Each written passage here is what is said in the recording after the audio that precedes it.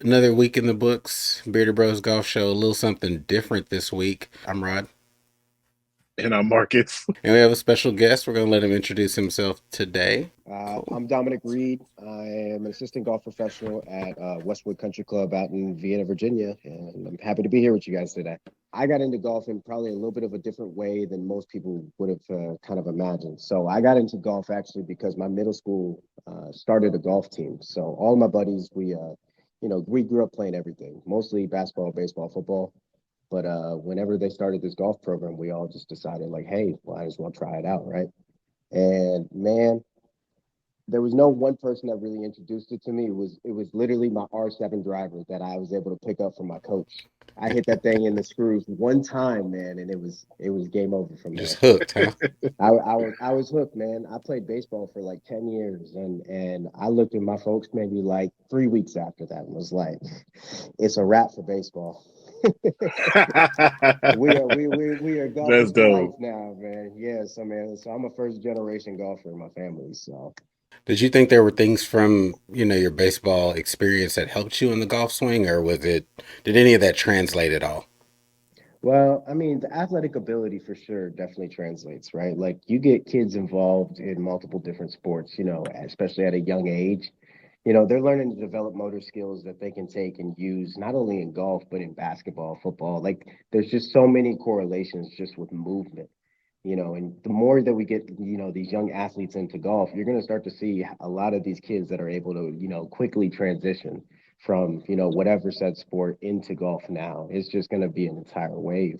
I mean, we're already seeing it. Like you look at the junior tournaments with the kids now, these kids are shooting 68s like it's nothing. Like, and you're getting laughed if Yeah. you're shooting par, and that was not how it was when I was coming up. And I know, and that's, speaking from experience, right? Like of having, older people in the business, saying like, man, we used to shoot 76, 77, and it was a good score. These kids are out here shooting 67s and getting lapped. Right. It's crazy, Yeah. man. Well, You're gonna see a lot we've of been that. saying that we've been seeing these kids that coming out on, earlier and earlier and not afraid to go low. Hmm. So I 100% agree with that. It's coming along quicker for these guys. Um, so that's interesting. I do want to ask a quick question on that. Hmm. So you mentioned the athleticism coming into golf. What do you think about this as it relates to like the golf ball rollback and just players getting bigger, faster? Equipment kind of is leveled out at this point. There's not much you can do with the Hmm. technology part of it. But what do you think about the golf ball rollback as it relates to athletes evolving?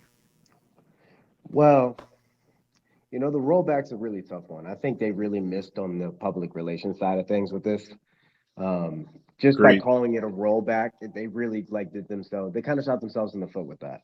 If you kind of take a look at the data, like there's nothing in there that's going to be particularly, damaging to the sport, at least in my opinion. Like you're going to see the longest guys get a little bit shorter, but the Yeah. longest guys are still going to be the longest guys. You're not going to True. see like the Rory McIlroys hitting it the same distance as Brian Harmon. Like you're just not. So you're still going to see the guys trying to maximize, especially they're going to be maximizing their clubs at this point. Like, I mean, you see the release of all the new drivers this last week with the 10K MOI. Like they're going to do Yeah. everything they can with the driver head and with the new shaft technology to be able to maximize the golf ball that they're going to get to play. And so, the more interesting, I think topic of conversation is less about the players, that are going to be affected, but more so about, the companies. I mean, there's a very Hmm. stark difference between how Titleist responded and how almost every other golf ball manufacturer responded. And, Definitely. and and you're going to see that like it's going to be a huge thing for them in the next few years. And that's where I think if the ball rollback changes, it's going to be because of some litigation between Titleist and USGA RNA. Yeah, Yeah. they went after Yeah. him pretty hard about that. So they definitely Hmm. might go a little bit on the antagonist side and try to slow that up. So I mean, all the more merrier for it. But I mean, personally though, Dom, like what you think about like college golf nowadays? Do you think it's well you already mentioned it was already a different game than when you were in there playing. What do you think are some of the differences nowadays between the two, generations really? Every generation grows on the generation before them. And I think the generation of kids that are coming up now are the products of, the guys that you're seeing like from around Spieth's age, right? Because that Yeah, was like the first generation of golfers after Tiger who learned from him. First ones getting in the gym, first ones, doing the mobility routines. And you're just seeing the progression of human performance basically getting into golf. With Yeah. companies like TPI and other trainers that are across the nation that we've seen working with a lot of the tour players, these guys and that information is getting out there and that information is getting into the hands of the kids. And you've got so many good coaches across the country, whether they're in the golf side or they're in the fitness side, that are able to help that translate with these kids. And I just think that a lot of people are starting to become better specialized professionals. And so you're going to keep seeing the kids getting better because they're getting better information earlier in their career. And, yeah, because of that, golf is in a really exciting place. Like, obviously, there's a lot of turmoil that's happened over the last couple of years, especially from between Live and PGA Tour, and kind of what's going on right now with the rollback. But golf's in a really good place if you start to like look at the depth of the game. These kids that are definitely. coming up, they're pushing a new generation of golf, and it's exciting to Yeah. see, man. I mean, I've just been saying we've been mentioning that pretty much.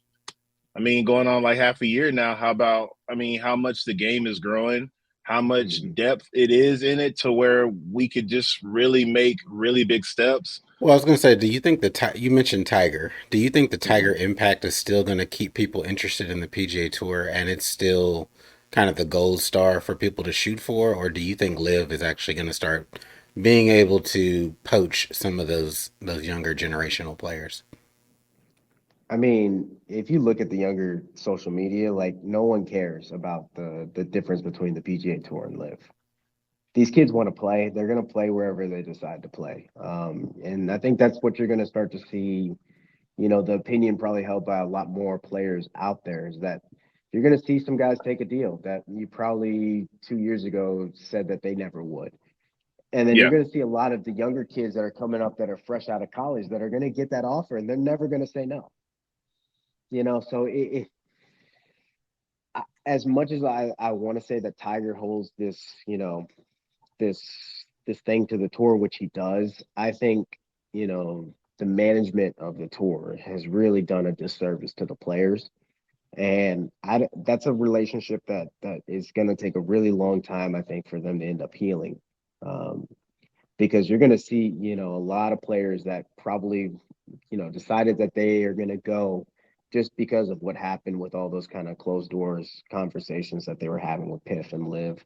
Like it doesn't make sense for them not to anymore, especially with the merger that's going to happen. I mean, look at John Rahm. He was adamant about not true. going.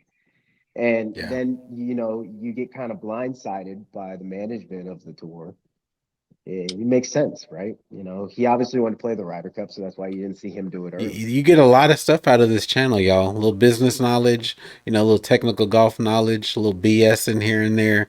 You're in a well-rounded environment. So, uh, Absolutely. hit that subscribe button, hit that membership button. We got you covered on all things golf.